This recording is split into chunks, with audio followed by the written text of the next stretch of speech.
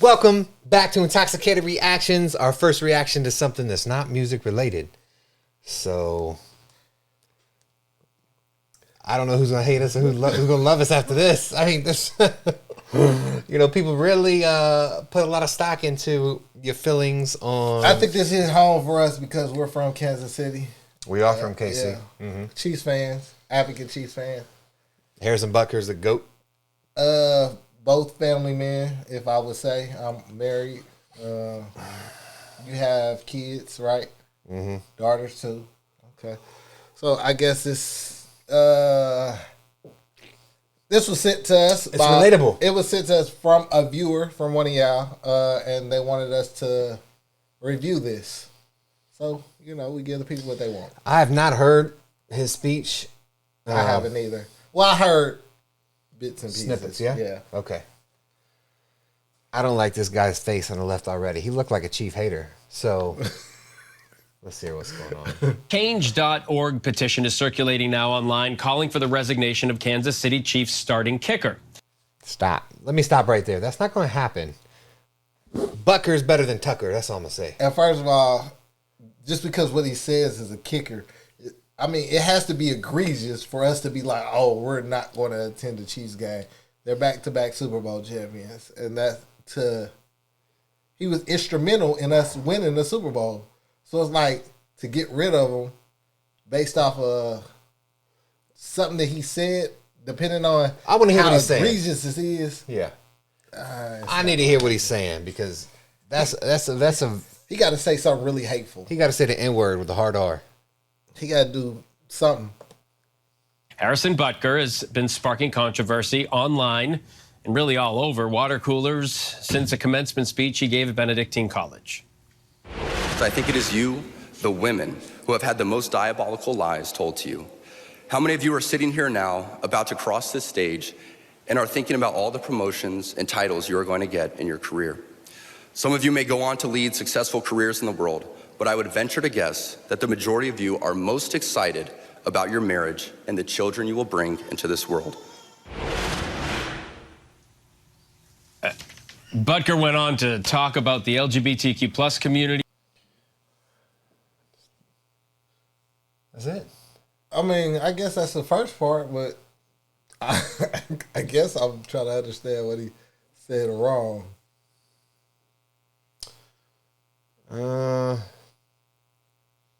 Nah, that can't be it. Let's keep. They're gonna say something. He's saying the deadly sins of pride that has an entire month dedicated to it. His words. Butker has spoken out against abortion rights in the past, doubled down on it during the speech. He also rallied against U.S. policies and said President Biden was delusional for supporting abortion rights as a Catholic. I'm sorry, I paused for a moment because I just... So this is a religion, kind of. Religion is involved. I guess, that too. The college he's at is Catholic, right? He's a Catholic. He's Catholic. Person. Yeah. I say Joe Biden's delusional. In general. Just in general. Fucked up. Yeah. So I don't know. But he's kind of right. Okay. As far as the Catholic religion, that's part of the Catholic religion not to kill. How about this? Is he wrong to make the assumption that the main accomplishment a woman can have is family and children? What more can you bring to the world? That's the best accomplishment ever. I don't understand. True, there are women that can't do that feat, but if you can and you do, I don't understand what's higher than that. Even for a man. Like it had to be like world peace or something like that. Even for a man, your number one accomplishment should be a successful family. To be a protector and provider of your family. To raise successful children. Yeah. All you're here to do is pass on to your lineage. Offspring. Yeah. So that surely can't be what everyone's upset about. Okay. I've heard that several times. I just couldn't get past it. For more now, let's bring in ABC News contributor and Sirius XM radio host, Mike Muse. Mike, I know the answer to some of these questions I without don't even like his asking bald you, head. but first, let me get your initial reaction to that speech. We should say it was at Benedictine College, and maybe there were people out there listening who shared his view. But take the first thing, speaking to women. I'm sure many of you are going to do things, but I'm sure the majority of you want to get married and just have babies. Yeah, which he said your vocation is to be a homemaker. I think it's really interesting timing that his speech came into part where we're in the backdrop of women's reproductive rights are being challenged, women having an agency over their body, really with women's rights to choose, and then the right to enter the workforce, right, and how they choose to see themselves in the workforce. But there's something really interesting about commencement season. Okay.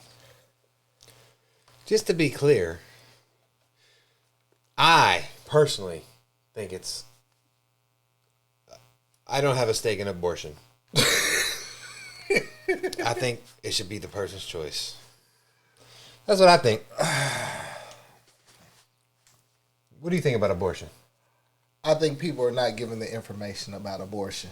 What do you mean? I don't think they understand the ramifications, and if they do, I think we've then became desensitized to what goes on in abortion.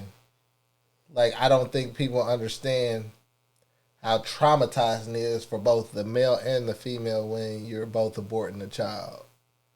And we overlook that, and we just look at it like, okay, you have the power to say yes or no. You're not going to feel that trauma. The only power you're giving them is the choice. no, you do feel it. No. You are the lawmaker. You are not feeling their trauma. You are giving them the choice to or to not. Are you To going or to not what? You can't abort, you can't abort. You can or you can't. And that's what I'm saying. A lot of times people are not understanding of the trauma that comes with aborting a child. I understand, but it's not about the trauma. It's about, do they have a choice to do it? I say you should have a To choice. kill a child. An unborn child, yes. It's your choice. So we have choices to kill people now. It's not a person Why is it not? At what age is it not? when it has a social. That's crazy. Because that's when it's identified by the government. So as if you get into a car wreck and you're drunk, why do you get double homicide if you kill a woman and her child? Is it an unborn child? It's a fetus. Oh, the government is going to break the law to enforce the law. Meaning they're going to manipulate. They're going to get their way. They're going to make up different charges. They're going to come at angles that are not as what I would call ethical to get what they want. So in that circumstance, the government is like, oh, yeah, you killed two people. If the government is against abortion or for abortion, they're going to say, oh, the child's not a person until it has a social. So you can't look at the government and say, oh, yeah, that's... So if I go up to a The moral woman compass. who's pregnant and I punch her in her belly and I make her lose her child, would I be wrong? Yeah. Why? The abortion is her choice, not a stranger's. It's not a child. So what would I be charged with? Assault? Assault. Okay, so it should stop at assault. But it's Not a double manslaughter, standard. right? No, it shouldn't be no double standard. It is. If we're holding this ethical morality to something, then Yeah. it should not be a double standard. So Either this is a child or it's not. you are against abortion, is what you're saying. I'm adamantly against abortion. All right. What if Missouri is, I think, outlawed abortion, right? Yeah, but Kansas, you can just go across the water and What if all the states outlaw abortion? And it comes down to, hey, I got raped. I don't want to keep this child. Do they have to keep it? no, give it to adoption. But they have to have it. You Yes. won't let them abort if you were the... I believe rulemaker. that child should still have a chance. If the child being born will kill the mother. No. That's where the decision is made, whether you want to live or die. And if you're wanting to live, then yeah, I believe that you should live. I believe that, you put Then we your can life kill the up. child. Yes. You're sacrificing. You're sacrificing one for another. Yeah. I can agree with that. Okay. I know there's some medical conditions that a blood test will show, hey, the baby is going to be stillborn at birth. Can they abort it then? I mean, as long as it don't cause any issues to the mother, then yeah. But if it's just gonna be stillborn, then what's the problem with just? I mean, if it's dead, it's dead. I mean, there's nothing I can do about it. One last scenario. Okay. I like hot dogs. I sleep around. I get pregnant. I don't have birth control. I just abort every other month. Well, that's what we see a lot of. Really? Yeah. That's what you think? Yeah. Because I was under the impression that is not. That's the majority. Abortion is not a backup birth control. That's the majority of what abortions are. And Really? that's why I have the biggest problem with it. Because it's not about whether or not my life is in danger, whether or not I got essayed, or whether or not, is basically come down to I don't want this child at this moment. I made a mistake. And I don't like that at all. That just doesn't sit right with me. He is pro-life. As he should be, based off No, his you. religion. He. Yeah, You. based off my religion, yes. I am. Hey, I'm not a woman. I can't make decisions that a woman would make. I don't know the ins and outs of the medical or the circumstances or the ramifications, as you say, that's going to come along with having or without having the baby. So I don't want the choice. The choice needs to be with the parent that's pregnant. If it's this easy, then at the time of conception, I should be able to choose whether I want to be a father or not. So I'm going to give you this money, and either you can have the baby or not, but I don't bear no responsibility. But the law won't do that, huh? Right. It's not equal. It's not fair. So All right. let's stop talking about fair. Let's hear what this ball. That I find always fascinating is that this is typically where we see the convergence of freedom of speech with people's feelings, right? And what we're seeing is that happening with Harrison's speech, but we also too see it was happening with the college campuses and the protests, and what we saw too with the speeches during commencement or the interruptions during commencement around these students' beliefs on what is happening within Israel and Hamas. The freedom of speech protects Harrison to say exactly what it is he's saying. It's when we as Americans have to decide, are we uncomfortable with it or is it becoming unconstitutional? And that Stop. I knew I didn't like him. I seen it in his face. You telling me he acknowledges the First Amendment. You can say whatever the fuck you want to say. Now he's going as far as saying... As long as it's not indicted to cause harm upon people. Yeah. Yeah. Who is this causing harm on? This is his religious belief. No, I was just saying. Okay. That's all. So, surely there's got to be more to anger all these people. what uniquenesses of the American democracy, no matter how much we might not like the rhetoric of what the person is saying, is it still constitutional? The debate is over. It is absolutely constitutional. I mean, it's nothing. This has nothing to do with Constitution. This has what his religion is. He's voicing his opinion about his religion. But you know what we wouldn't see? A religion that's not Christianity get this attention for sharing their beliefs. You're right. So if this was a Muslim and he said, you know, I'm glad you guys get jobs, but you need to remember to cover up your hair and your face. That'd just be his religion. Yeah. Oh, yeah, that's fine. This is how they do. This is how Christians do, apparently. Yeah. Or Catholics. Jewish. It's definitely a double standard. It's definitely. If you're a Christian, Free it's not speech good. and hate speech. Here's why. I think. Here's my theory on why Christianity always gets attacked. It's the most familiar to many people in the United States. I've heard a lot of religious trauma syndrome testimonials that they go to church, but, you know. I think it's the easiest to target. Why? I think it's the easiest to target because It's familiar. people can try to poke loopholes. They can try to poke loopholes in the Christian belief where they feel like it's a contradiction in many sorts, but it's not. And so a lot of times people will be like, well, he said this and this and this, but they'll take it out of context.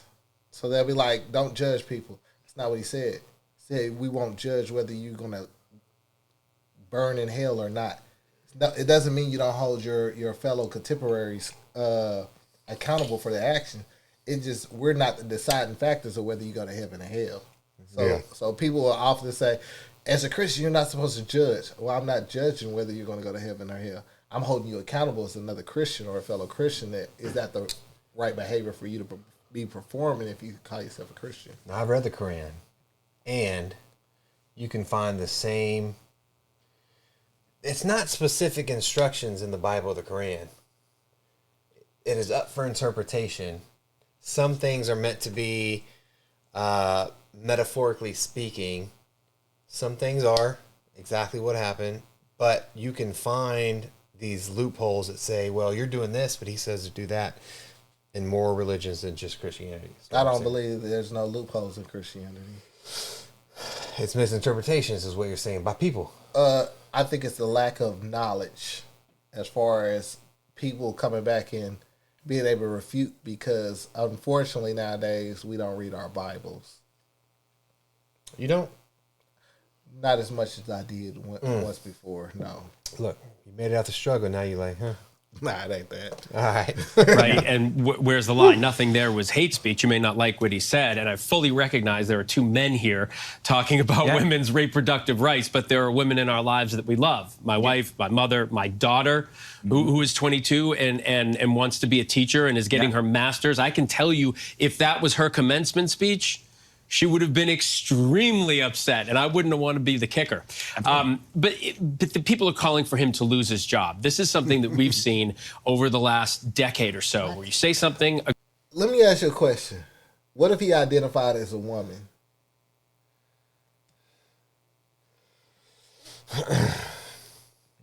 Ann was saying all this? Yeah.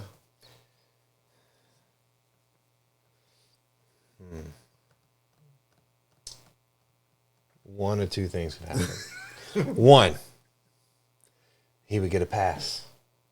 Because now he identifies, just the act of identifying puts you in a category of, LGBTQ plus. So now you kind of have a protection bubble around you. Don't go after them, or else you're, homophobic, or you're spreading hate. Or two, real women would be like, fuck you, you're not a real woman. That's not how we feel. In this day and age, could they say that? So, I don't know. Okay. But since he's a white, straight male Christian. Catholic. Is it the same thing? No. One Bible, right? Well, I don't know what Catholics identify. He identifies as They Catholic. read the same book? He identifies as Catholic. Okay. They read the same book.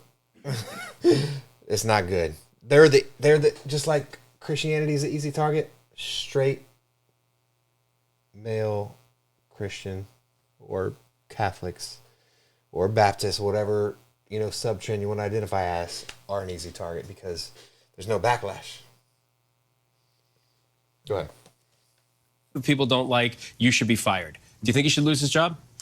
This is that question of capitalism and where the individual is currently working at. And so because Harrison is working for an NFL team that is privately owned, it's up to the team's decision to decide what they want to do with him. And also, too, depends upon how the Chiefs fans react. The only demographic that matters in this moment is the Kansas City Chiefs fandom. And if the Kansas City Chiefs fandom believes that he should lose his job, they're not going to support the Chiefs. They're losing interest. They're not going to go to the games. The Chiefs start.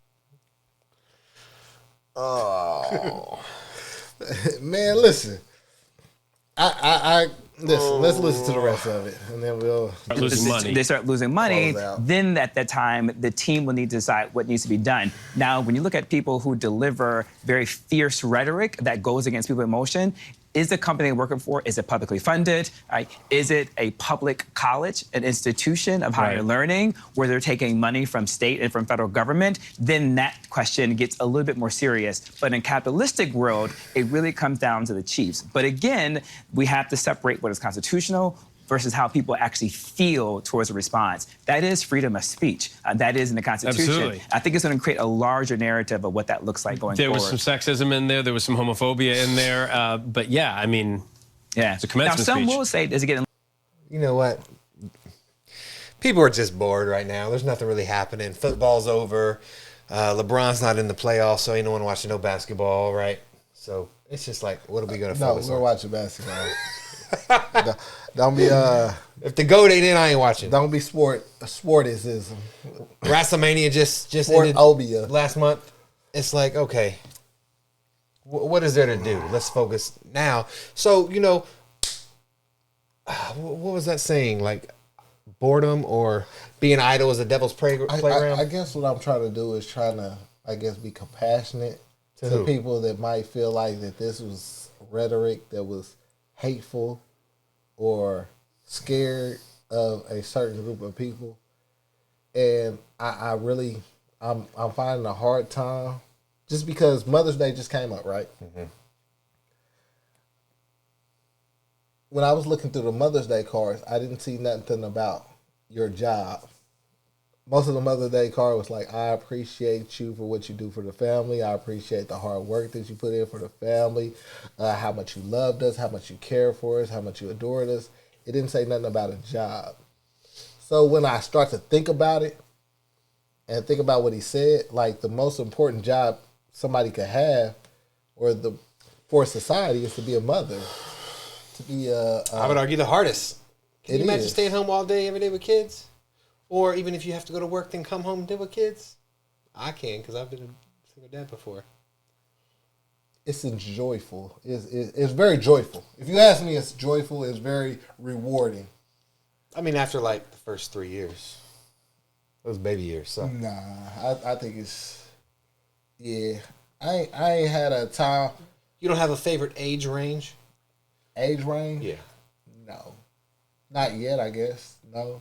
My least favorite's like my least favorite 15 is plus. No, my least favorite is 0 to 3 because they can't. That's talk. what I just said. Because they can't talk. Like I enjoy, but for somebody else they might love it because that's they can't what talk. the cutest and everything. But when they talking, I like to know what they want. I love it. I like my daughter talks a lot, but I love that she communicates with me. So there's a line between being polite and courteous and thoughtful about how the recipients of a message that you deliver is going to make someone feel versus this is my truth, I'm going to speak it regardless of what ever happens. If that's his truth, this is how I feel, this is what I think, this is my message to you because it's worked for me and my wife. Who is anyone to get mad about that? What the fuck is his truth mean? That means this is what he really believes. It's not a facade. It's not putting up a front. He's not doing something just to say something extra to get attention. This is how I feel. This is my message to you people that are graduating. But it's the truth. Don't let the world This is judge not his you truth. This is the truth. Don't nobody want to work. For people to say that they love to work, they love their job, they love for their boss to yell at them, they love for customers to yell at them, people to talk bad to them, they're out of their mind. I don't understand that. I've never understood that. For people to be like, no, you like to go to work and you most likely like to gossip and talk to other people and talk about bullshit all day.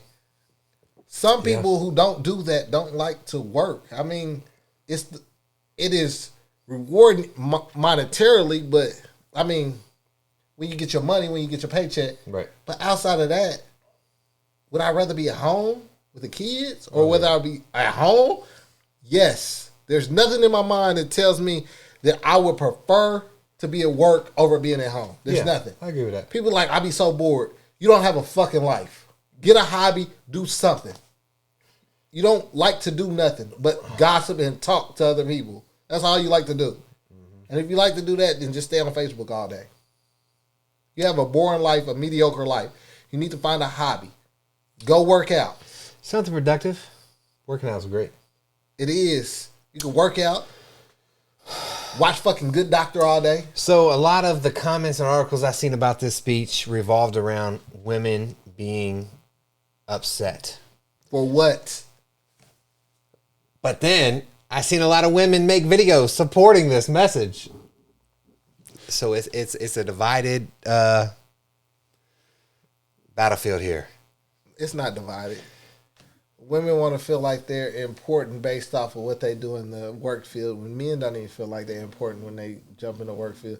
If you're not Michael Jordan or the top 3 basketball players in the world, don't nobody give a fuck about you.